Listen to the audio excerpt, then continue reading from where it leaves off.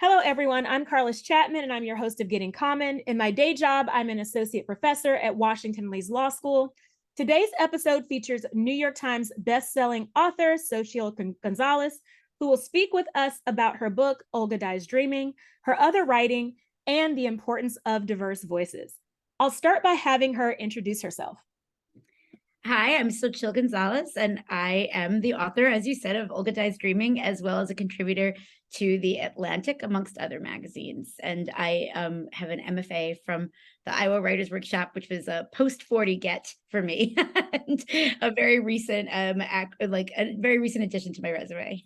So I have a question about the Iowa degree, because I used to be on the board of a nonprofit that was a creative writing nonprofit called Writers in the Schools, and we would send so many of our superstars to that Iowa program, but at 17. So what led you to do it post 40?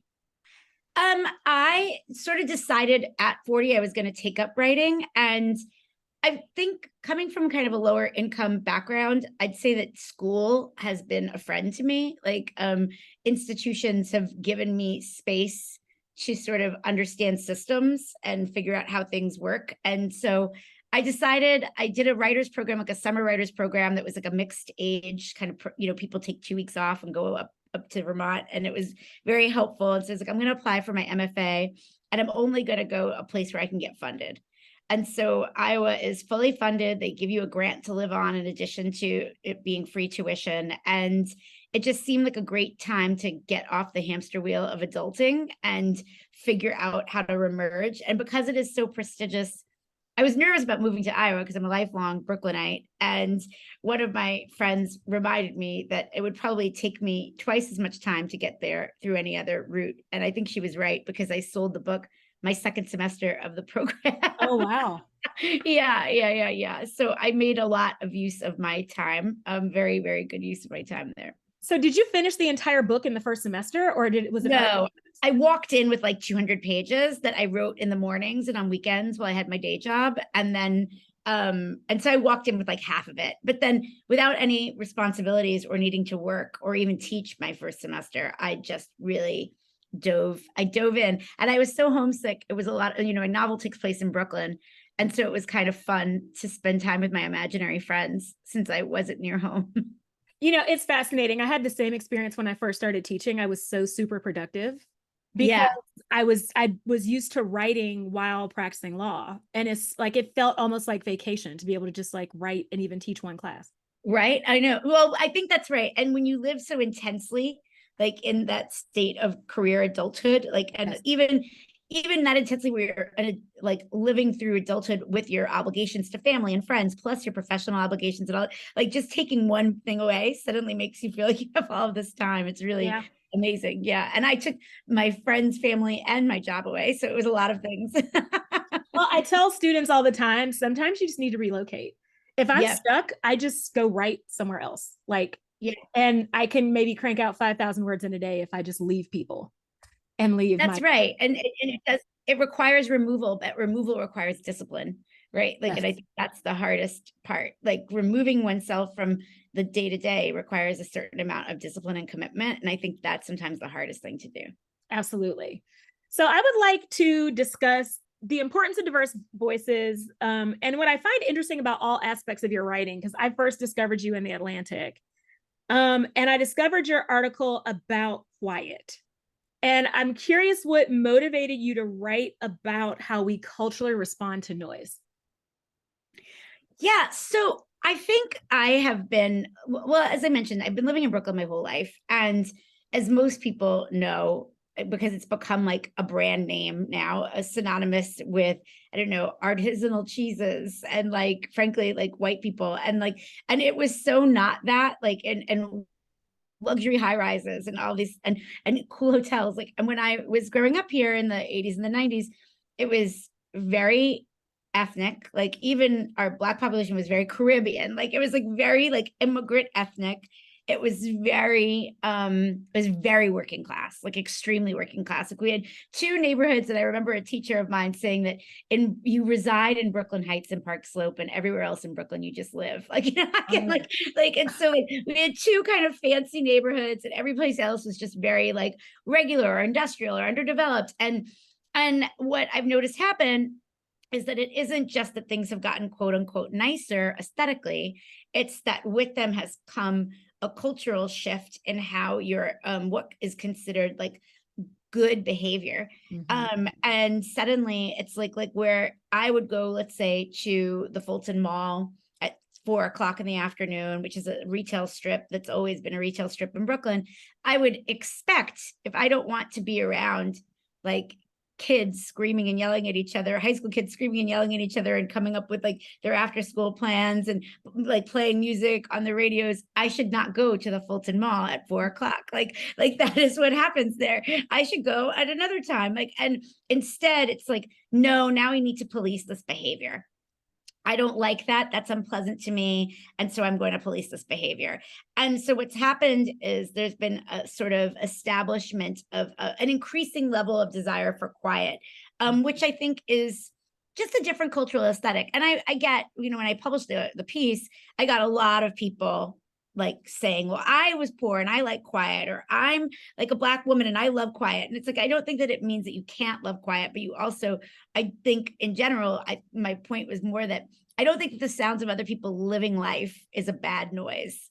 And culturally, I was sort of attuned to the fact that like, if you're going to live in an urban setting, you're going to be around people, and that's just the sound of them living their life. And one day you'll be making noise because you'll be living your life. And how do we coexist and be respectful to one another? And yeah, and I guess I just felt like it was important to write about, because I've been sort of touching on this a little bit at a time, you know, I have a weekly newsletter with them, but I felt it was important to write about because we're getting to a place where just simply population wise, our demographics have shifted so much in America, and we cannot continue to pretend that what has been so long the dominant culture is the only culture. And we need to start making space for the fact that we need to coexist culturally. And I think, you know, I've been on a lot of boards. I think we were just talking about board work and stuff like that, like before we got on the air. And there's a lot of talk about, like, especially in corporate America and higher ed, about diversity and equity and inclusion. And I always think about it, okay, but is there belonging? Like, is there space for you to be yourself? And so I really felt like part of the point of the piece was to provoke the idea of like, why doesn't, I think this is actually just a line in the piece, why does your comfort supersede my joy? And like, how many times are people, particularly people of color, lower income people, told to like behave a particular way because a more power holding group wants a different status quo? And so I think it was really just to say like that, to me, a house full of people with a lot of stuff happening sounds like, oh, how great my family and friends are near me. It means like lots of good stuff is happening. So that's not a bad thing. Like I you know, and the reactions were really amazing, because I'm so good at working with so much stuff happening, because I grew up in a railroad apartment with like two grandparents who are hard of hearing. Their siblings lived in all of like our family lived in all of the 3 floors of our building. And I could get work done with anything happening, you know, because you had no choice. Like you just had no choice. And someone wrote to me that it was like a preference for, you know, a preference for noise is shown to be a diminishment of intelligence. And yeah. Like people got really personal, but it was really interesting because it was kind of like getting into like eugenics. Like my ability to work with a lot of noise around me somehow is an indicator of my lesser intelligence. Like it was sort of like a fascinating conclusion that people drew and pointed out. And it was a good, the feedback on that piece was tremendous, and it was a great lesson. It actually reaffirmed the point of wanting to do it, which is that I think right now we're in a place where communiques get put out into the world, and it's like that old meme with the blue dress and the yellow dress, like, and some people saw a yellow dress and some people saw a blue dress, and it's like just the same thing doesn't mean the same thing to every reader, but that's the importance of why those other alternative takes need to be part of the mainstream, because we are part of the mainstream. Exactly. That what was most compelling to me, and you went to Brown, I went to Duke, and it made me think about the policing of the dorms. So, yeah, I grew up just like you did. I have 21st cousins. My grandparents live within 3 blocks of each other. Maybe they could scream at me from 3 blocks away. Like, that's how much noise. yes. I'm used to like hubbub. If I needed to read alone, needed quiet, I'd go sit in a different room, but it was never totally quiet. Like, I can sleep through anything, I can work through anything. And it's almost unsettling and unnerving to me for it to be too very just deeply unsettling. And that's sort of how I start the piece, right? Is talking about getting to college and not knowing that, right? Yes. Yeah. Like, if I screamed across the hall at my friend, I could feel the eyes, right? Whereas that was normal in the house I grew up in. So it was such a cultural difference. And that was the first cultural shock, that like I needed to be quiet inside. Even the place that I was calling home, I had to be quiet. That's right. And I think that what I was trying to get at, and what was remarkable to me, look, I want to just say this. I had a lot of readers of color. I had a lot of readers who were the children of immigrants from any number of ethnicities, like, write to me and thank me for the piece. So I want to just say there was a lot of that. There was more of that. There was a lot more of like, I have not seen myself in this particular magazine, and this was my experience. And that was awesome.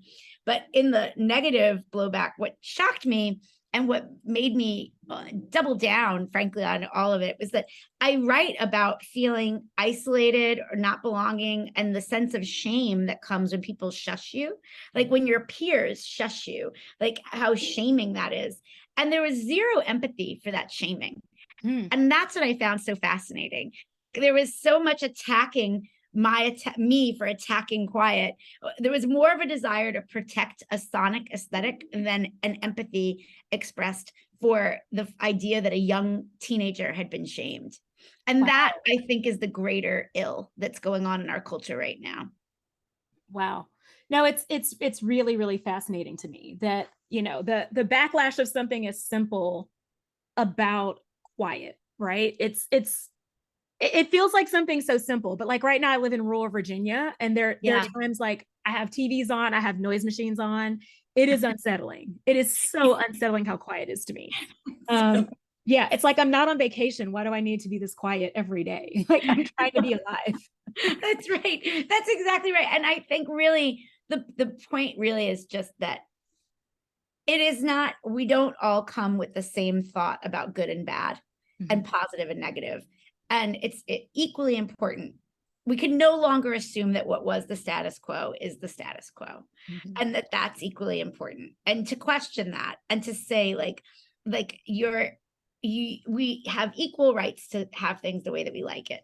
And particularly, and I didn't get as much into it, but like, the propensity to like pick up the phone and involve like the police versus like, is like the propensity to take things to authority is another kind of cultural difference.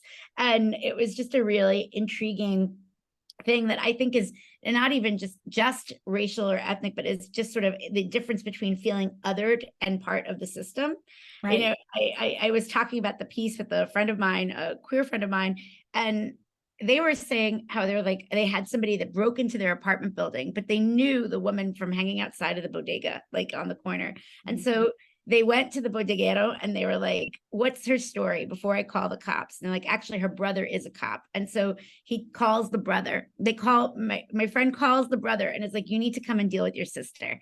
And I was like, that's community. That's actually building community. It's addressing a real problem, like a person breaking into your building and hanging out in the halls. But like, it's addressing it like humans that are neighbors that share community together. And I think that that could have been the other takeaway that people could have taken from that. But I think it was somehow very triggering, which I thought was almost more fascinating. And to your point about something as benign as quiet. Like, you're like, of course. Well, and just the idea, it's a separation of, I write a lot about personhood, but I think about, it's about othering and saying some people aren't people and their experiences aren't valid. Yes. So if you are a human being, you should be quiet because we are quiet and we are human, but you, person over there who's noisy, clearly you're not the same kind of human being or person that I am. That's exactly right. It's attributes and it's attributes and valuation and belonging and a sense of like, you belong or you don't belong. And what I found egregious about it is like, it's one thing, and I think I make this point in the article. It's one thing when I go to a predominantly white institution campus and I feel like, oh, I don't belong, but I'll play along, to then have this that populace decide to come and want to move to where I grew up and have me then have to conform to what they like on my own home ground. That's when it becomes, I'm sort of like prickly about it. Like, why can't you follow the rules of this place? It reminds me of the articles a few years ago, about when white people moved into the neighborhood around Howard University. And walking their dogs on the fraternity and sorority plots, not understanding. We don't even walk on these, and your dog is pink. And you're taking your dog. That's right. No, and it's like the not familiarizing yourself, or the lack of understanding that there is local custom, that there is sort of like that this is local culture, and not deciding to familiarize yourself with that is more a part of the problem than noisiness. Yes. Now, the other thing that I found interesting about your piece, and the reason I wanted to have you on the show, is without you naming your heritage at all in the piece. I don't think you said, I am Puerto Rican. You said you were from Brooklyn. I don't think you said, or you may have, I don't even know if you said your identity exactly, but I could intuit your identity from reading the piece. I was like, this is either a Black person or a Latinx person. They're from an urban area. I also was like, this is a person who grew up like me. Right. Yeah. I could see that in it without you ever naming it. And then I kind of look up who you are. And first of all, realize you're friends with one of my best friends, and, which of course, and also like I could peg it dead on.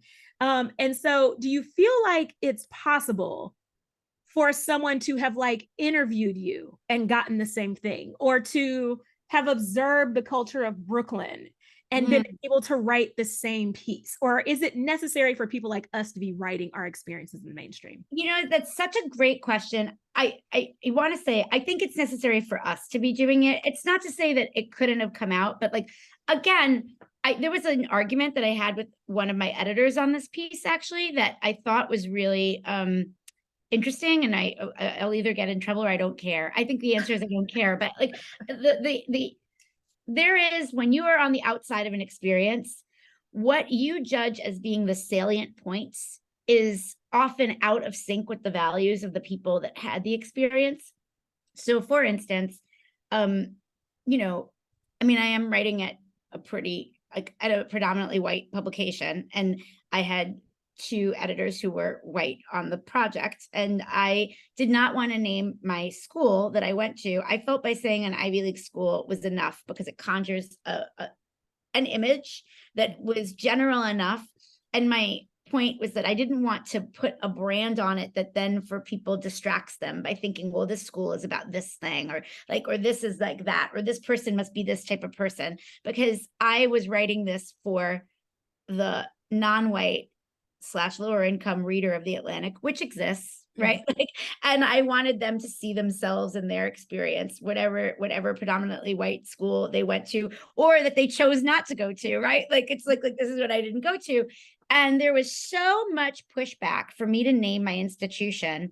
And what people don't realize is like, when you are the othered voice, you don't casually make a decision. There's a strategy around the reason why you choose to include or not include the things that you do. And in this particular case, I was talking to what I would consider my community and writing in an all-white publication, but to my community. And the way that we fought about that detail, but I was like, that is just such, frankly, a PWI thing to want to do. Like, you want to flex, and because you are so curious about the sort of like value of another institution, like the status of these institutions is something that's of curiosity to you. Therefore, it feels like it's something is lacking in the piece by not addressing it. But it's again another thing where I think you would have known things about me, but I think they would have been very explicitly laid out in the beginning, like as though that was the only route to having my worldview, if that makes sense. And so I think that's the difference.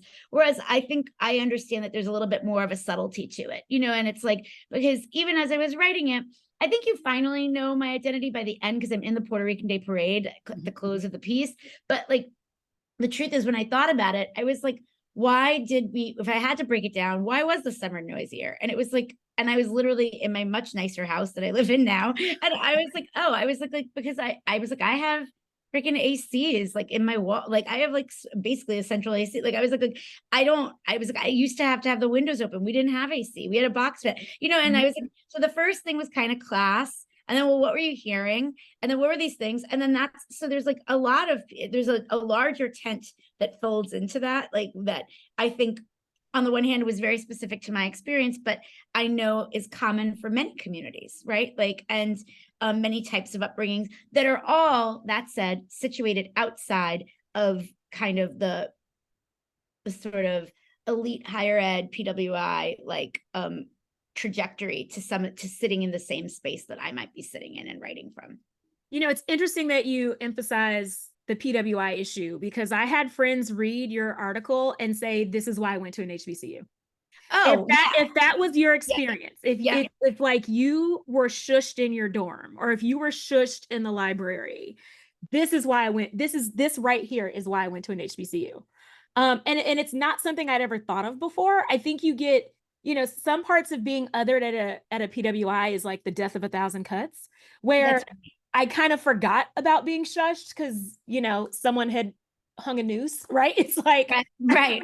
Yes. I forgot about the little everyday kind of microaggressions that happen, but they matter and they're significant, and it goes to your sense of belonging and whether or not you feel like it's okay to be in the place. That's right. It's so funny. I mean, and I know we're going to talk about Olga, the novel, but I used to when people would be like, what's your book about? And I was like, it's my little book of microaggressions. Like, I was like, oh, this is a great opportunity to put in something that actually happened in real life, like at a different time. But I do think, I think that it's in hindsight, and I spend a lot of time working on things about higher ed and thinking about things in higher ed. I think especially in the era that, probably you and I were in school, like this was like, there was not any understanding of the fact that like, oh, there's a culture here. Like, and that now we are bringing in people that are not of that culture. Like, and I think there's, I think it's wrong. I think it's wrong to think about, white Americanness is not having a culture. I think there's several variations on it, but like that root, that kind of founding father colonial culture is a real thing, like that exists at a lot of these like very elite East Coast schools, like, and I think it sets the tone of like, what is elegant, what is like sophisticated, what is like intellectual, like, and I think that like what's the aesthetic of a eruditeness, like it's like, and if you think about it, the quiet thing's fascinating because luxury cars, quiet motors, refrigerators, a quiet hum, like like it's like quiet has such the quiet car, like, and it comes with the power to police things and the power to brag, and it's just a really fascinating thing that I think if that was not something that you valued, you did not realize you were going to need to sublimate about yourself. And that's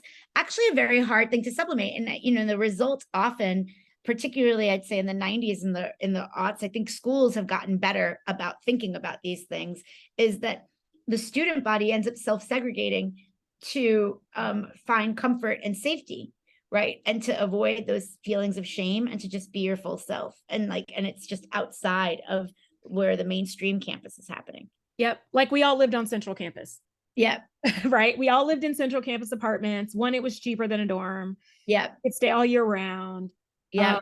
And we could be as noisy as we wanted to be. Like it was understood that like but people would call it the ghetto. They're like, oh yeah, Yep. Pastoral campus. Oh, yes. Yeah. 1000. I mean, and I think that was a story from campus to campus, right? Like, and I think when you get that feeling and then you move, let's say back to DC, or you move back to Brooklyn, or you move back to Philadelphia, or like wherever you might be from, and suddenly this people that you had met and encountered at the school suddenly are policing the same aesthetic on your hometown that was not that way. Like, it's a very sensitive thing. There's a real feeling of not just loss, but an idea that like I came back to home and now I'm being asked to conform in a space. But why? Because you decided to move here. So, it's a tricky thing. I mean, and I guess like, so clearly I have a lot of feelings because a lot of those themes are themes in the book.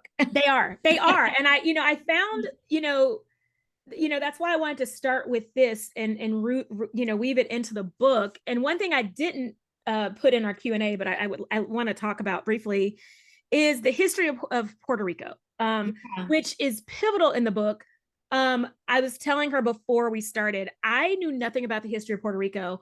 I thought Puerto Rico was more like any other colony, right? Like something that like the US won in a war against like France or Spain or Mexico or like some other big thing. And somehow they just got included in it, when actually it's more like the history of Haiti. Yeah. Right? It's more like Haiti. And I wonder, do you think this disparate history, the fact that it's more like Haiti than it is like Texas, right? Yeah. Like we kind of forget that Texas was Mexico, and I'm from Houston. And I'm often like, I can feel that this used to be Mexico. Yeah. But do you think that disparate history is why Puerto Rico gets this different treatment?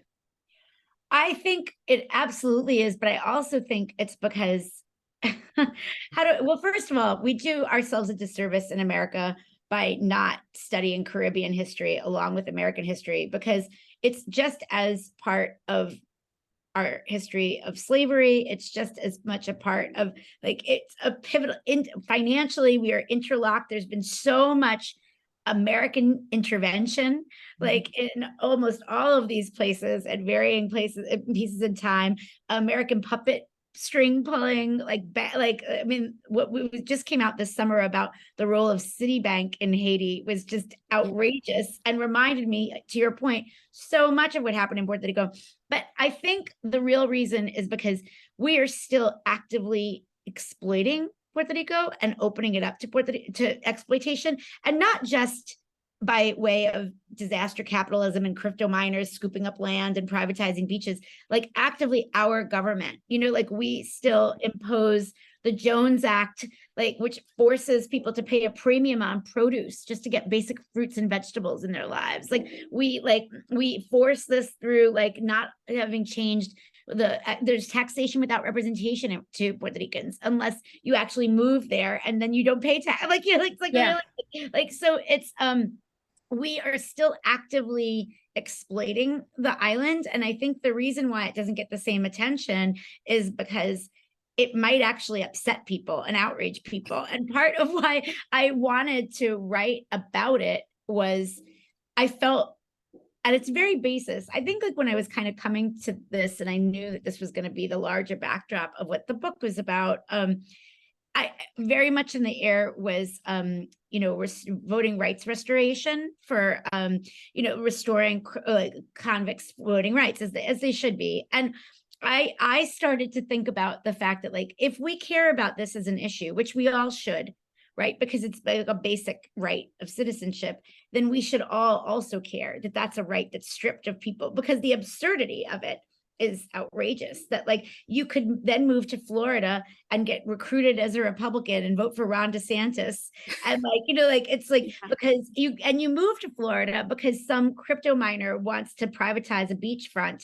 and now suddenly 17 apartment buildings get knocked down, and there's no schools and there's no power in the school, and the teachers got their pensions cut. It's like, I guess I have to move to Florida, and now suddenly you have a vote, but and your kid will be born with full democratic United States rights of citizenship. So the absurdity of it just seemed to me too Kafkaesque to leave on the table, and it seemed like something that should be on the table of, these are obvious diminishments of our rights as US citizens that we should all be concerned about. And I think, and DC has a similar situation with voting. But again, I also think we should be concerned about there. It's just that there are active economic penalties that the people of Puerto Rico have been like subjected to since 1898. And and the book didn't even touch on so many things, which is like, when rights were first, when the right of citizenship was first bestowed on Puerto Ricans, it was literally under a paper bag test. And it was because they didn't want more Black citizens. They just needed soldiers for the army for World War I. And so it was really and so I think it took me a while to figure out how to find the stories, the character stories, in order to be able to tell the history. And I always say I actually wrote this book for diasporicans, to be honest. Like when I think about who I wrote it for, it was really important to me to tell the story of the island and Maria, but I understood that experience is different from my experience growing up in New York, or somebody's experience growing up in Chicago or Massachusetts or whatever.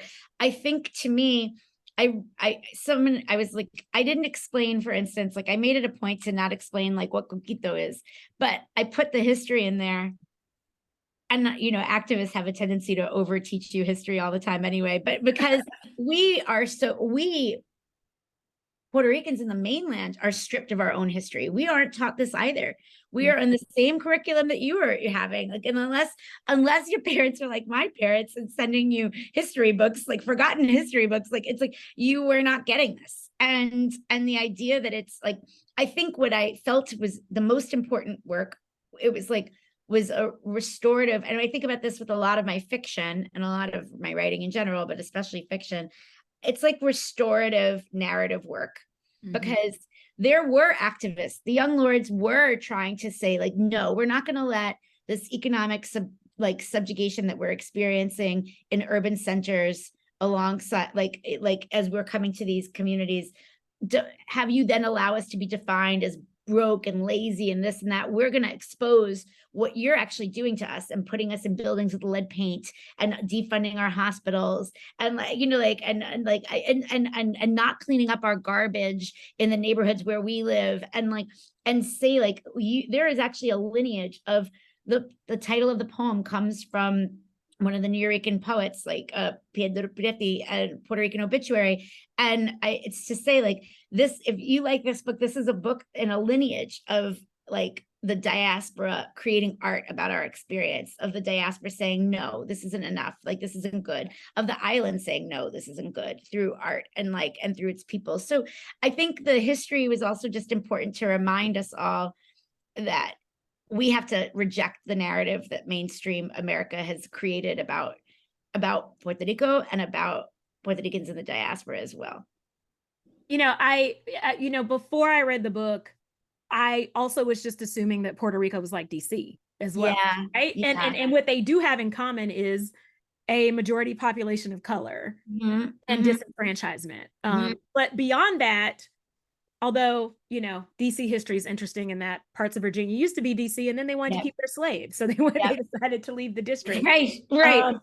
Which I guess could be similar, but just drawing those parallels, I've thought about how, just even the law of Puerto Rico and what has happened, and, why Hawaii gets to be a state and Puerto Rico doesn't. It is something that we need to explore in legal academia, but just in academia in general. I think about just the simple fact that there was a giant period of time where it was against the law to sing the original Puerto Rican national anthem. It was, you could go to jail for singing the song. You could go to jail for flying the Puerto Rican flag until 1928, if I'm not mistaken about the year. Yeah, Ley 53. And literally they would put, and there's a tradition, there's musical tradition, there's a few musical traditions, but Bomba y Plena are two musical traditions of Puerto Rico that came with the Yoruba people when Puerto Rico was a stop in the slave trade. And the Spanish brought them to the slaves to mine along with the Tainos, the sugar fields. And Bomba emerged as a way to organize rebellion through music. Mhm. And Plena became the way, once the Americans kind of took over from the Spanish, like behind the Puerto Ricans' back, like they thought that they were going to become their own nation as brokered with the Spanish. And then suddenly they were taken up as a spoil of war by the United States without anybody realizing it. And Plena became a way to explain what the new regime change was going to mean. And so it's all to say that you could go to jail if your bomba y plena was considered pro Puerto Rico, pro independence, pro like these like traditions that had been part of the island for so long could land you in jail until like 1928. Like Wow. it's a wild, like the way in which order and rebellion was clamped down on the island has been that in and of itself is a fascinating study. But I think the important part that I was trying to get at with the book is I think we've been told in the media that we are like victims. Mhm. And actually, we've always been trying to rebel and find our agency. It's just that like there have been so like it's it gets squashed because of all of the complicated systems on top of it, but there's also always been a history of rebellion. It's far easier to assume that, Puerto Ricans were lazy people who needed to be saved instead of they Exactly. were seeking sovereignty and oppressed. And that's Yeah. a far easier narrative for Americans to handle. Oh, much, very, very, very. And that the state of, the diasporican today is a reflection of the fact that they were always too lazy and are just like eating off of America. It's all narrative that is much easier to digest than the much more complicated truth. So I'd like to talk a little bit about identity. And in the book, what I find interesting is, and I thought about as I was reading the book, I was like, wait a minute, I don't ever, when I'm describing my friends or I'm in conversation with friends about friends, I never say anyone's race. Right? When I am in right, and it doesn't matter the race of the people, I don't think that's something relevant to describe someone with. And what I noticed in the book, it stood out to me the way Olga's mother describes her: lighter skin, straighter hair, speaks in a way that doesn't upset white people. But she never says, this is my Black father, which I was like, her father's Black. And then I was like, I had moments when I was like, wait, is he dark or is he Black? And is that a Yeah. difference? Right. Yeah. And it made me wonder, um, is this a common thing in Puerto Rico where you don't describe someone in a Black-white dichotomy the way we do in America? Or is it something unique to Olga? No, I think that generally speaking in Latin Caribbean, like, a Dominican family, like obviously like a Puerto Rican family, like you're going to find a level of potential racial diversity within a family that's quite expansive.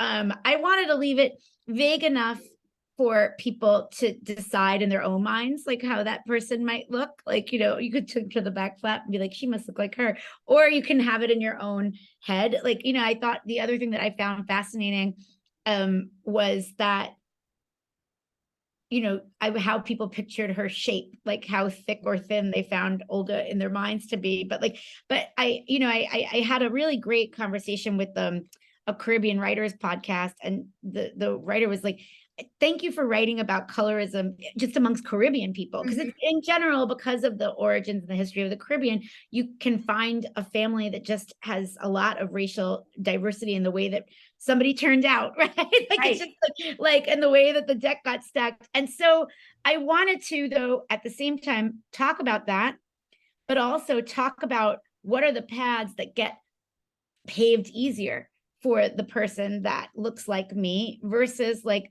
Mabel, minus Mabel's, like, what is the difference in Mabel's life being a darker skinned woman and having parents as educated who you wonder, oh, are you also a darker skinned person in your family? Like, and what's the difference of that versus Prieto, her brother, who is kind of raised by two college, until things happen, two college educated people, is a little darker skinned. He finds success in the public arena.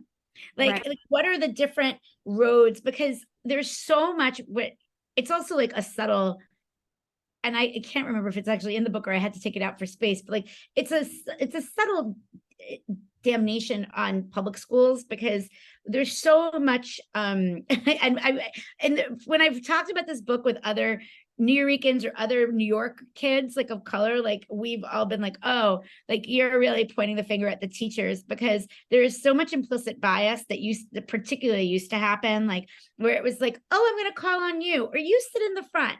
And you sit in the back, and like, and who gets to be in the front and who gets to be in the back. And like, and then I think with Reggie King, who was like an important character to me in this way, it was like, there was the idea of like, it was harder to be himself and in the 80s, let's say the 90s, be Afro-Latino.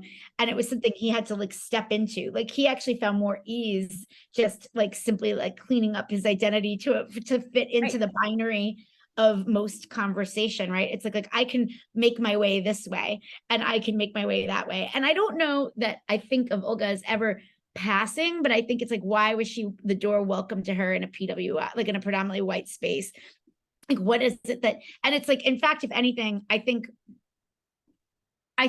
there's a lot of conversation in the Latinx community at large, like the Latino community at large, about anti-Blackness that I think is it's a more nuanced conversation in like the Caribbean end of things, if that makes sense, because there's like an old Puerto Rican poem, and like the kind of callback line is, but would tell me, where is your grandmother?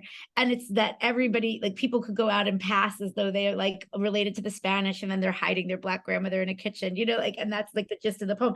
So it, on the one hand, it's more insidious, and on the other hand, it's been part of a conversation for a longer time.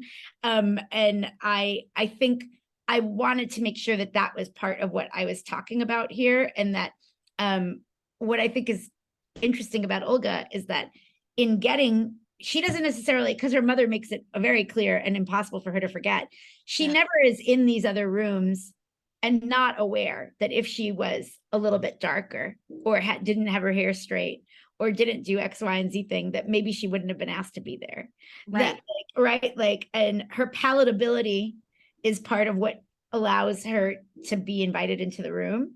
And so it's the double-edged sword of like, on the one hand, loving the approval, and on the other hand, like feeling a little sick. Like, and that's why I think when she encounters these sort of microaggressions, it's like, it's doubly painful, because it's like she hears her mother's voice and she hears it to be true. I think it's interesting that her Spanish isn't great, right? Or she'll say, my Spanish isn't great, but Reggie's Spanish is perfect. Yeah. I took that as a message, right? He feels compelled to prove, I'm not just African-American. Yeah. I am Puerto Rican. Yeah. Whereas she feels like, it's like, I don't need to, I'm obviously Puerto Rican when I want to be, right? Well, and I think it was an interesting thing too, of like, for her brother, the knowing Spanish becomes an asset. Like he goes to SUNY, he joins like a Latino frat, like shout out to my Latino Greeks. Like I got so many messages from Latino Greeks. They're like, thank you. People forget they exist. Some of my best friends are Latino. Some people don't know that they exist, like, which is so interesting. But like, and she kind of goes to a space where, if anything, why would I even, it doesn't occur, like, why would I learn this now? Like, why would I fix this now? Like, like it's like my broken Spanish is useless to me in this environment. And I think, I don't know, like I hesitate to use the word of violence, but like, it's sort of like, she's put in position after position where she's like, how much can I embrace what is a part of my culture in order to succeed in the space where I find myself, right? Like, and that, and I think I just wanted to show that in sort of and what is the black-white binary is a fascinating thing, because it's all like rooted in, frankly, guilt and refusal to absolve, a refusal to take ownership of the history of slavery in the States, right? And so it's really, the black-white binary exists because of white people. Like, really, like, and so I think I wanted to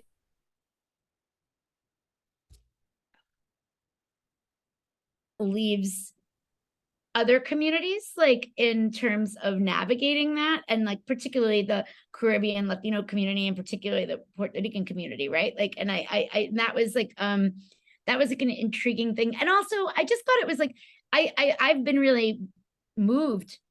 I think it's been so awesome, this embrace, like it's been fascinating for me to see friends that I grew up with as like the Afro-Latino identity has become like really like more pronounced and asserted. And I wanted to talk about that like as a thing, which is like like and I made all these characters middle age because I think it's interesting. It's one thing, it's great that people can grow up with all of this knowledge and like that's how things have always been.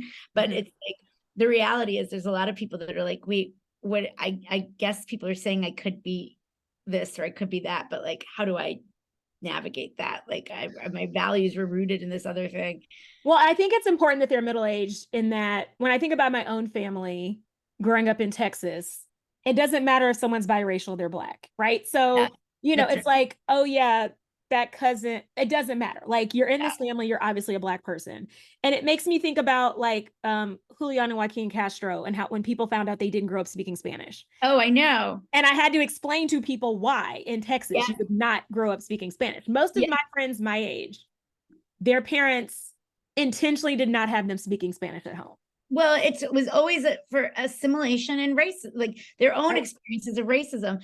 And I wrote a piece about this a few weeks ago, and it was called "Selena Didn't Speak Spanish Either." But it was but the point about it was that and that's part of why I had Olga not speak Spanish, was it was important to me to show that these are all valid expressions of an identity, and that also only Latino people, they're the only group, Italian Americans, Greek Americans, every other immigrant group that's ever come to this country is praised for forgetting their language. Only Latinos live in this double bind where somehow you're like punished and not seen as enough if you didn't speak Spanish, without realizing that still like generations and generations and generations later, you're still being told to like it's really this crazy thing. Like it's a crazy thing. Like everybody else is like, oh well, of course, why would I expect you, Italian and Rudy Giuliani, to speak Italian? Like what, what generation in? Why would I expect you? But then it's like, you don't speak Spanish, like as though you're receiving some sort of social benefit by saying that you're Latino, and then you're you're a fraud by not well, and then it's the double bind of, you don't speak Spanish, but if you speak English with a Spanish accent, I'm going to discriminate against you. I'm going to discriminate against you. That's right. No, completely. It's really, it's just like a fascinating thing to me. And so I wanted to make sure that I also looked at that and language loss, and that language loss is usually also part of a system, and I'm really, like I said, because I always thought of myself as writing it for the diaspora, it was like, is everybody seeing everybody that they know in here? And that feels like, it's about a lot of things, but I primarily was like, I wanted to, with the most beautiful language I could muster, while still having them talk like people that I knew, paint a portrait of this family and this experience. What I loved most about it is that I can take your book and map it onto my family in a way that I could not take a book by a white person and map it. I can literally go through your book and be like, that's Aunt so-and-so. I won't say their names because they will come. But that's Aunt so-and-so, that's cousin this. Oh, that's how this parent was. That's how, I could literally map it on. And it kind of showed me that cultures that are oppressed are the same. Cultures that are othered are the same. Yes. And there's some shared experience there. Like it doesn't need to be a Black author for me to find commonality. That's and I love hearing you say that, and particularly because I think growing up there was such a dearth in Latino authors that in looking for anybody to relate to, I turned again and again to the few Black authors that there were. I turned to Toni Morrison. I remember reading even Amy Tan and devouring all of Amy Tan's books in the 90s, because I was I just was looking for culture and family that engaged in some, and I think, so it's sort of beautiful to hear you say that, just because I needed that, because there were a little spurt in the 90s when I got into college, and then it was publishing just sort of closed the doors up. Right. And now we're in an amazing time. I mean, amazing. It can always be better, but there has been a conscious effort to like say like, okay, we need books that actually reflect us. And that is, and so there, you know, it's great to see now. It's great to just see the variety and diversity within the Black stories that are being published, within the Latino stories, the Asian stories that are being published, like that. That's even getting delicious now, like to just see that. But I do think you're right. There's a commonality that is, I guess it's the purpose of literature, right? Is to find that we have touch points with people that we didn't necessarily think we would have, and to discover ourselves and other people's experiences. Yes. The food and the eating also, I was like, see, this feels right? Like every time the family is together around food, you know, firing up the grill, like making the wedding favors, like that was so familiar to me, because that's literally like, you know, a wedding is not a solo event that you put on. A wedding is a community event. And, you know, it was that dichotomy between white culture where, you know, you spend all the money and you put on the show. Oh, I mean, when I know it from personal experience, it was a very different, like, it was like, pay no attention to that woman behind the curtain. Right. Whereas it's like, nope, we're making wedding favors, we're spray painting bottles, we're like, who's cooking? You know, someone might actually bake the cake in the family. Like when my aunt and uncle got married, my grandmother sewed the entire thing. Oh my goodness. She was a seamstress, including the tuxedos for the men. She sewed the entire wedding. Oh my God. Yeah.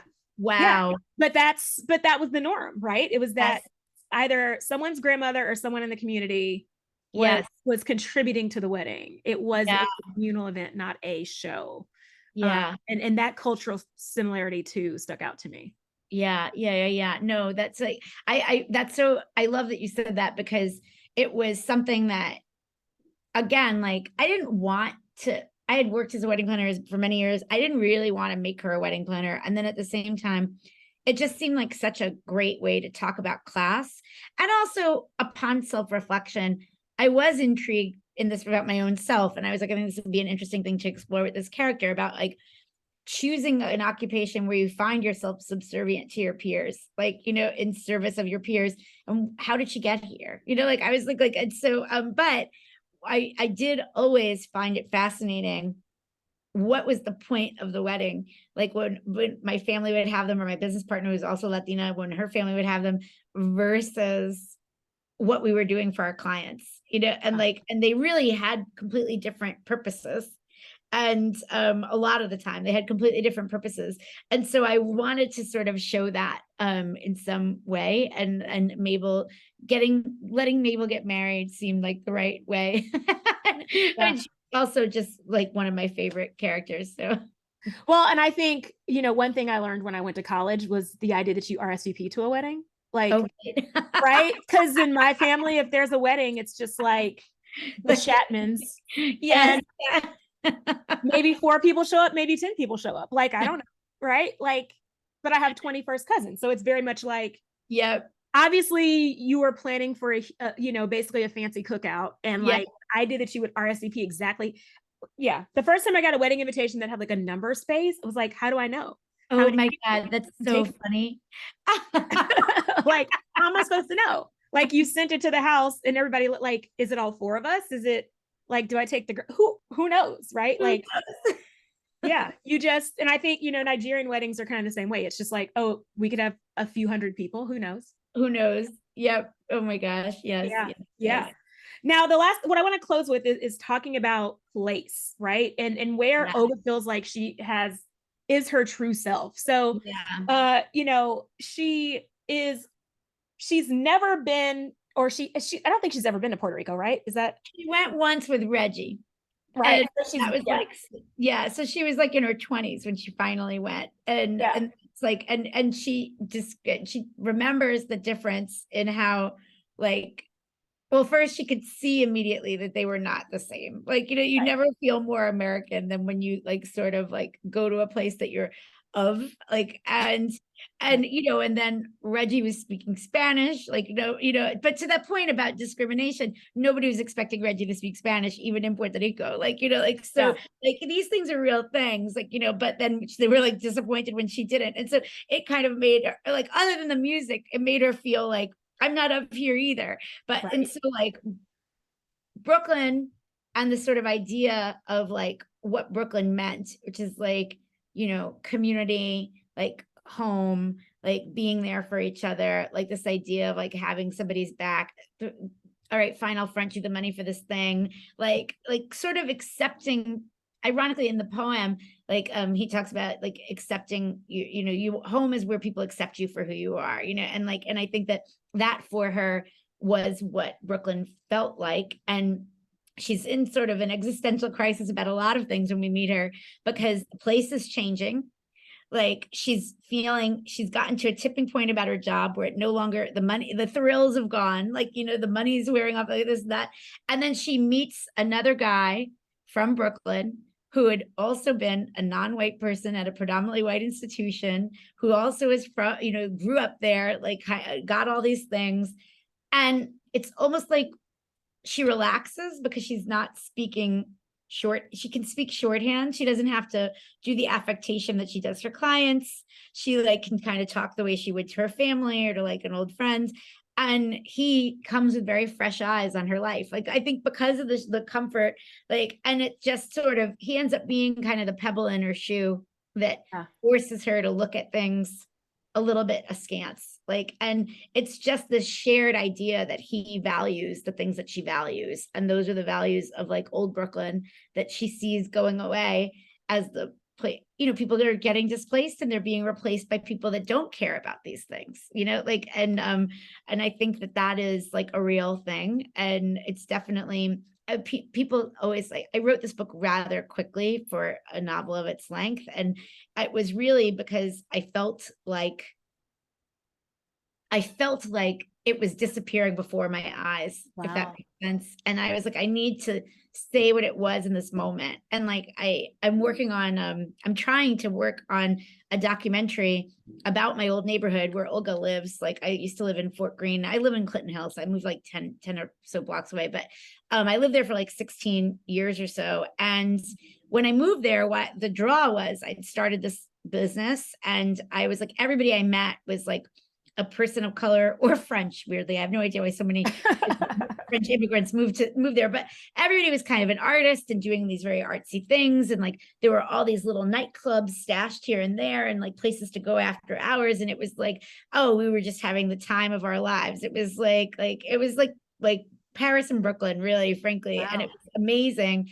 And I saw, you know, little by little, each place closed and was replaced with a white-owned business and blah, blah, blah. And I saw an article in New York Magazine, and it was literally about how, when did everybody start eating on DeKalb Avenue? And I was like, everybody's always been eating on DeKalb Avenue. The question is, when did white people start eating on DeKalb Avenue? Right. And that was when like Black and Latino nightlife died on DeKalb Avenue. And so I'm working on an oral history of nightlife in Fort Greene. Like, it's really going to end up being a documentary, like a visual documentary. It started as an oral history project. And then I was like, I need the visuals. Like, you need the visuals. So, but it's just because that idea of slippage is a real thing. And so I think I'm happy that in the book she finds Mateo, because it gives her something to hang on to. But that is the she feels most at home. And I think she's very comfortable with being a New Yorican. Like, I think she's very aware of like, okay, this is our culture. Like, we came to this place a very long time ago. Like, we're so ingrained in this culture. And we are, but then we're also disappearing. So it's like, it's a tricky thing. But I definitely feel like Brooklyn is Olga's space. And I can say personally, from when I wrote that, which was in 2019, I started in 2019 to now, and that's not that long ago, it's already so different. And I feel more, I hunt now for the places where I feel like it's still my space. So well, what I felt about her meeting Mateo is, you know, I thought about the concept of home being a person, not a place. Yeah. And I think that's right. I think that's what she ends up like finding, and she needs to, because the place is going to keep changing. Right. Like, yeah. So you've got to have, you know, Mateo like is the trigger, but it reminds her that those family relationships. Yes. That's what her home. It opens her eyes to like the idea that like, I think the challenge with her is that when we meet her, she's actually very loved and just can't feel it. Yes. And that's the shift. That's the shift. All right, so we are out of time. And what I would like to close with is you telling us what is next. What is next for Olga? What is next for you? I am doing my final edits on my next book, which weaves some of the college stuff. It's a woven tale between a Latino art history student at a predominantly white college in the 90s with the fictional telling of Ana Mendieta's death and afterlife as she haunts Carl Andres in order to restore her place in the art world. And they end up coming together in a very interesting way. And I'm really, really excited about it. It's based on the life and death of Ana Mendieta, but I fictionalized her for the sake of like respect. And I'm really, really excited about it. I'm really excited about that. Probably won't come out until early 2024, maybe late 2023. But I'm doing my edits now and I'm very excited, and I'm hopefully working on some TV and film stuff. I'm not sure what's going on with the Olga show. We'll have to see. Hollywood is challenging, but I'm out there. Good. Well, and Olga, I mean, was it supposed to be on Hulu eventually? It was supposed to be on Hulu. I'm trying to find a way to limited series, which I think is the best. And I think that a lot of the cast is still interested in being involved, even though the original plan didn't work. But I definitely think limited would also work best that way for all of us, for everybody. So I'm hoping that we can find a home. I cannot get over the reception of this book, the sales, all of it. So I know that there's an audience out there. And I was so proud of what we did. Like, it's beautiful. So I'm like, I'm hoping that we can repackage it as a limited and find it a home. Yes. I can't wait to see it on the screen, because I would love to see how it visually plays to what I've created in my head for the character. Yeah. Oh my gosh, this is such a pleasure. Thank you. Thank you so much for joining me. And thank you to everyone for tuning in. If you ever miss an episode, you can hear the rebroadcast anywhere podcasts are streamed. And you can find me on social media. I am at Carliss C. Thank you for listening. And thank you again. Thank you so much.